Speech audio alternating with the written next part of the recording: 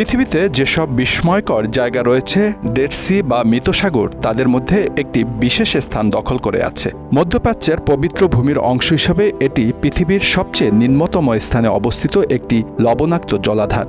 Jordan এবং ইসরায়েলের মধ্যে সীমান্তবর্তী এই সাগরের প্রকৃতি ও বৈশিষ্ট্য বিশ্ববাসীর কাছে এক বিস্ময়ের নাম। প্রথমেই এই নামের বিষয়ে বলা যাক। ডেড সি নামে পরিচিত হলেও এটি প্রকৃতপক্ষে কোনো সাগর নয়, বরং একটি বিশাল লবণাক্ত হ্রদ। এর উচ্চমাত্রা লবণাক্তর কারণে এখানে কোনো জীবের বসবাস নাই, তাই একে ডেড বা মৃত বলা হয়। বিজ্ঞানীদের মতে প্রায় ২০ লাখ বছর আগে এ সাগরের উৎপত্তি।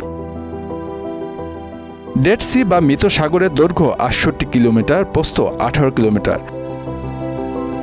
পুরো ভিডিওটি দেখতে কমেন্টসে পিন করা লিঙ্কে ক্লিক করুন।